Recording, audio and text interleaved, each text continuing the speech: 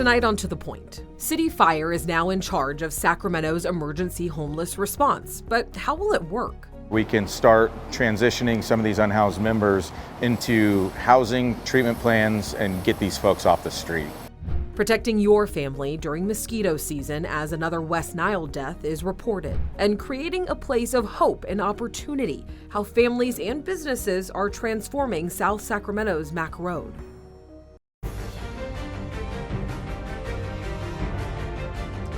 Continuing our breaking news, former President Donald Trump is facing 13 charges, including violating Georgia's RICO Act, accused of conspiracy to overturn the 2020 election in Georgia. He will now be arraigned on the charges in just a couple of weeks. Trump's mugshot was just released a couple hours after surrendering to authorities in Atlanta today, the first of its kind for a former U.S. president.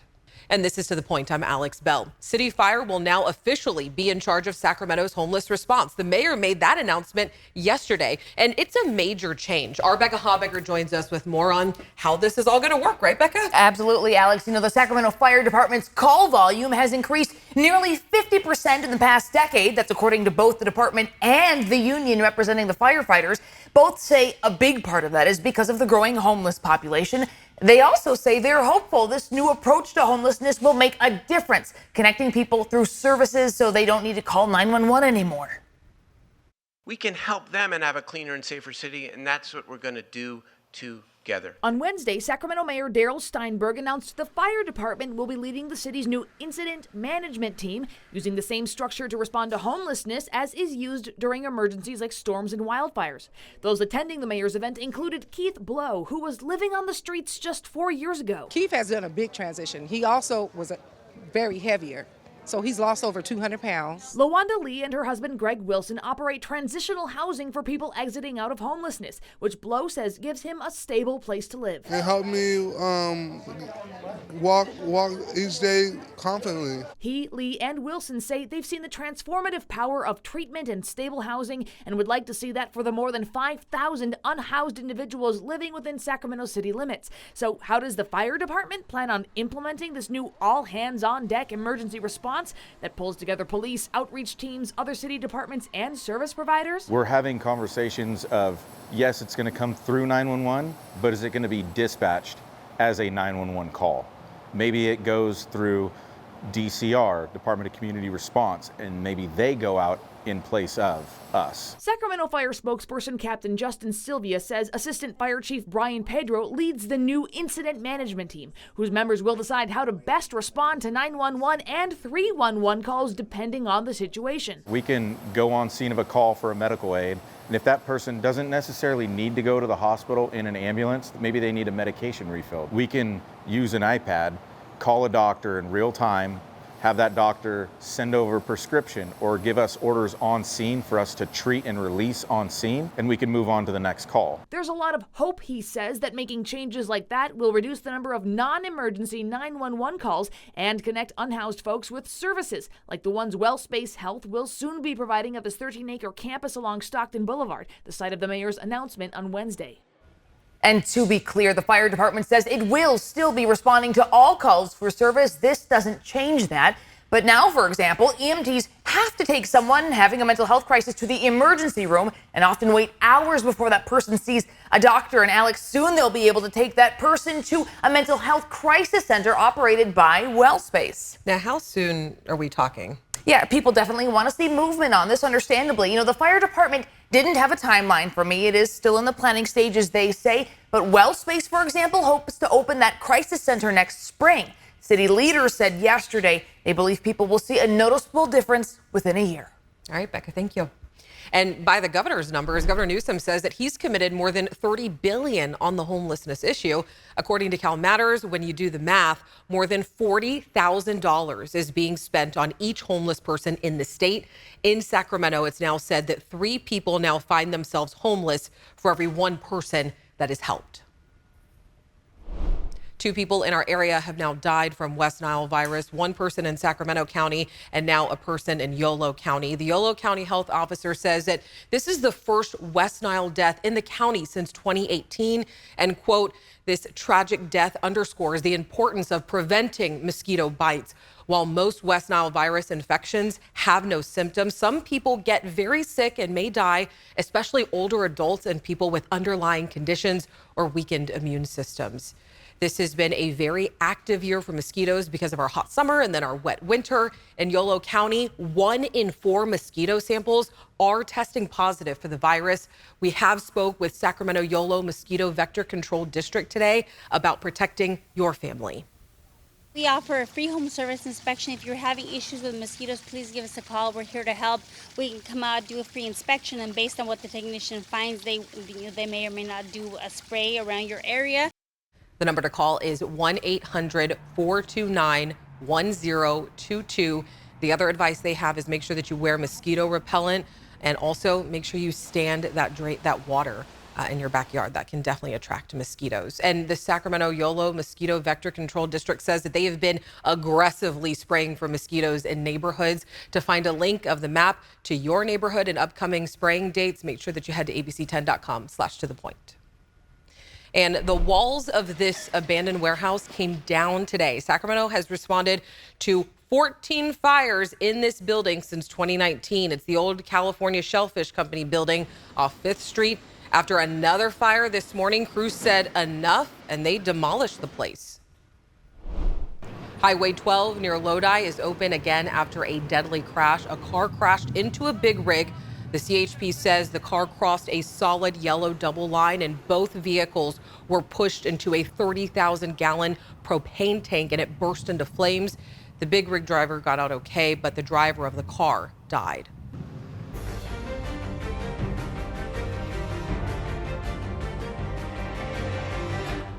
Continuing our breaking news, former President Donald Trump is facing 13 charges, including violating Georgia's RICO Act, accused of conspiracy to overturn the 2020 election in Georgia. And he will now be arraigned on charges in just a couple of weeks. Trump's mugshot was also just released a couple of hours after surrendering to authorities in Atlanta today, the first of its kind for a former U.S. president. Tonight, former President Donald Trump officially arrested, fingerprinted, and processed at the Fulton County Jail in Atlanta, Georgia, all before released on a $200,000 bond. Trump, who is also the GOP frontrunner for president for 2024, says this case is politically motivated. I'm so high in the polls because it means the people get it. The people see it's a fraud. This is the 4th time Trump is facing felony criminal charges in the past few months.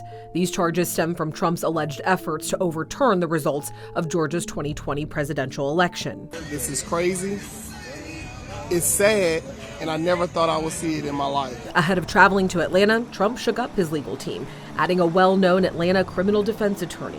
Many of Trump's alleged co-conspirators have turned themselves in before the Friday noon deadline, including former Chief of Staff Mark Meadows today. Meadows has a hearing set for Monday to determine whether his case will be moved to federal court. Former Justice Department official Jeffrey Clark is also seeking to move his case to federal court.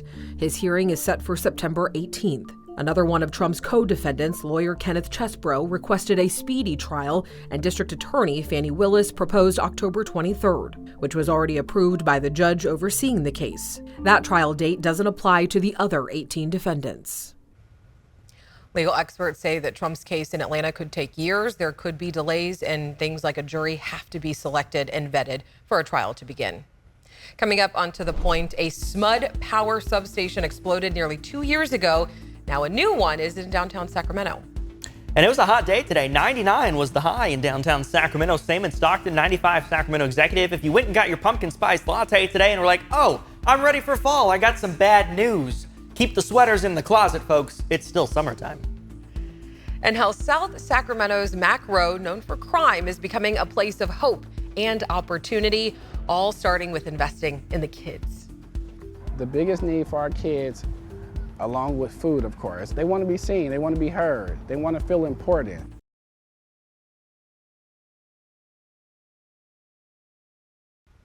The search continues for a woman who went missing after Tropical Storm Hilary moved through Southern California.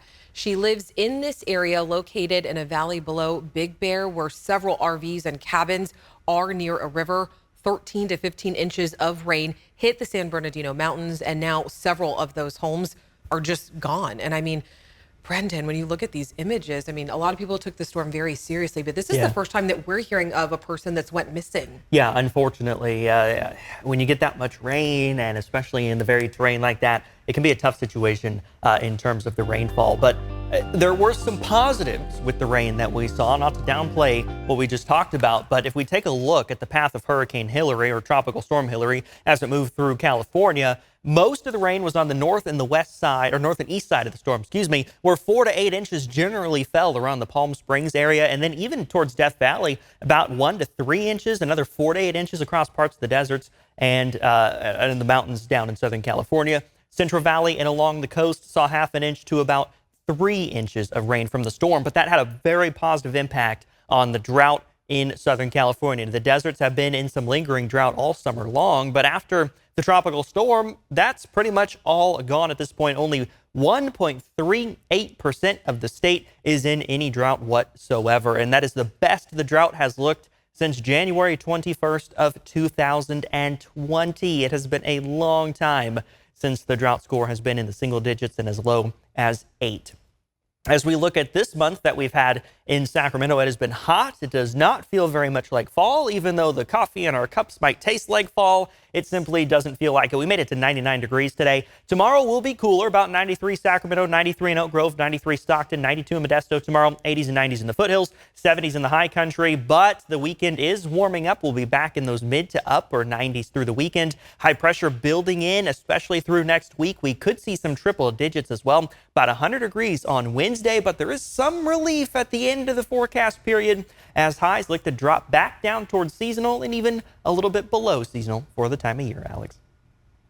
Next on To The Point, how South Sacramento's Mack Road, known for crime, is now becoming a place of hope and opportunity.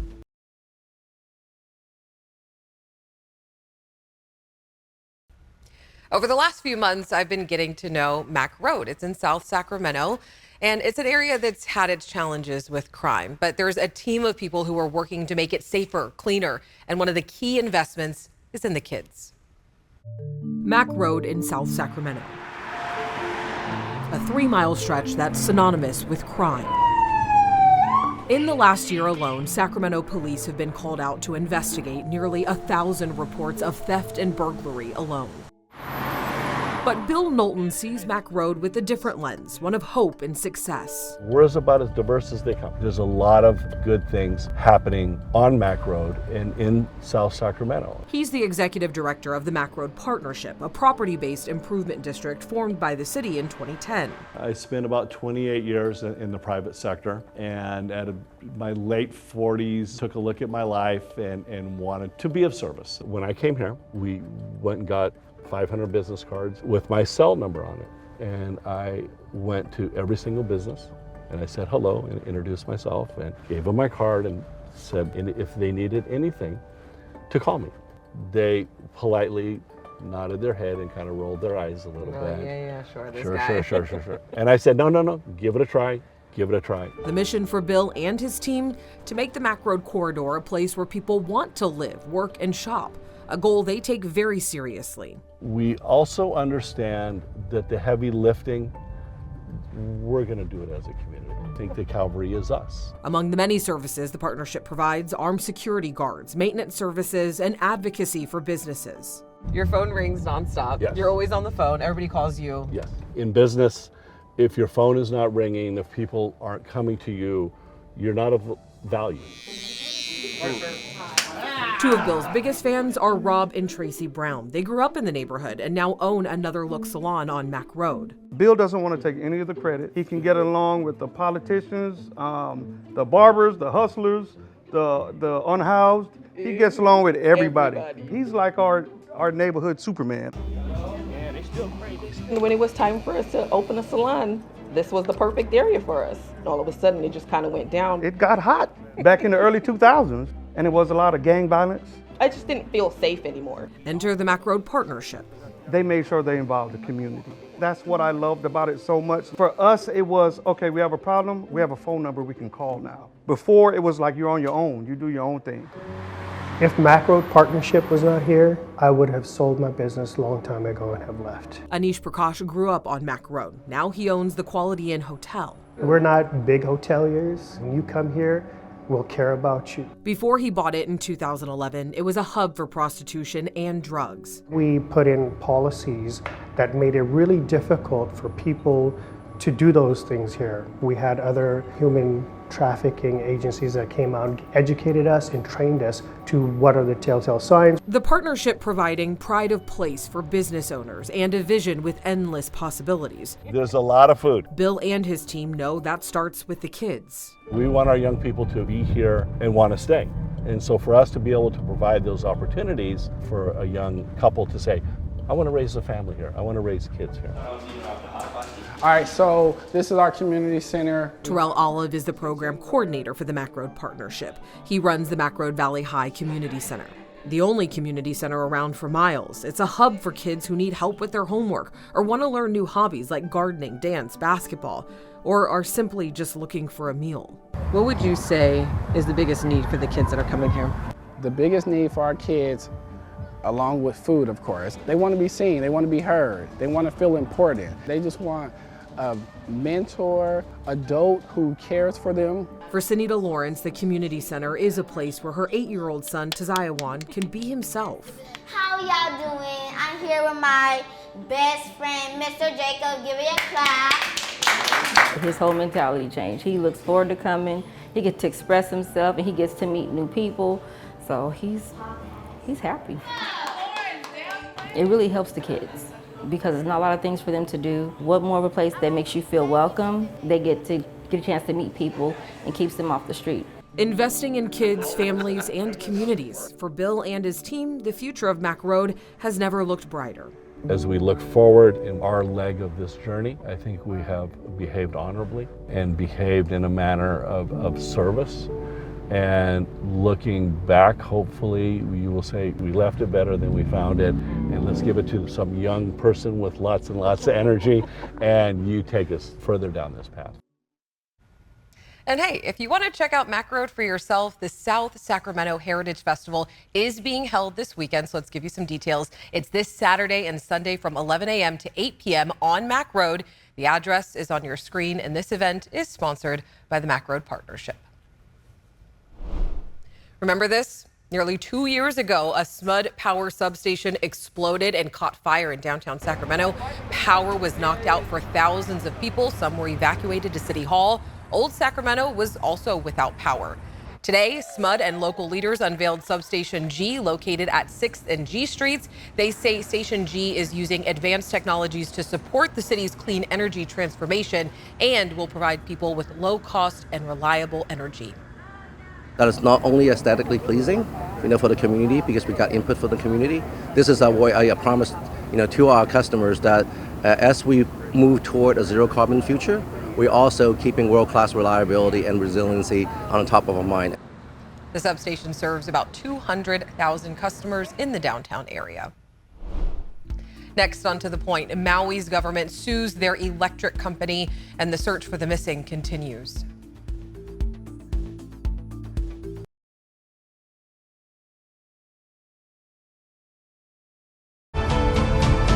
Developments in the Maui fires. Maui County says that they have filed a lawsuit against local electric companies over the damage caused. They accuse the companies of acting negligently by failing to power down their electrical equipment despite a red flag warning. The official cause of the fires are still under investigation. And 6 more people killed in the Lahaina fire have been identified. The death toll remains at 115 and hundreds remain missing. If you want to help, you can still donate to the Red Cross through our website, abc10.com/tothepoint. And so far, you have raised more than $18,000. We want to sincerely thank you for your donations.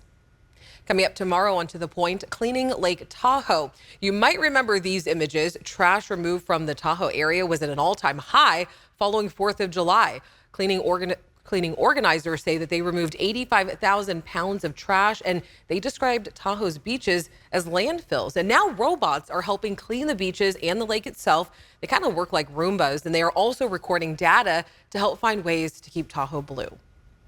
we're working on different solutions to really make sure that what happened on the 5th of July never happens again in terms of the impacts from litter. And there are ways that you can get involved. So that story is coming up at 6:30 only on To The Point. And if there's something that you think that we should be looking into, make sure you reach out to me and the team. Have a great night. I'll see you tomorrow.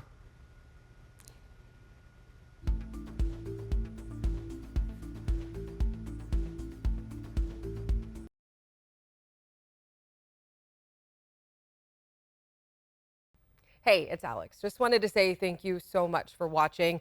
I really love hearing from everyone, and I hope that you'll stay in touch. Reach out to me on Facebook at AlexBellTV, or you can email me at tothepoint@abc10.com, or you can even send me a text message at 916-321-3310.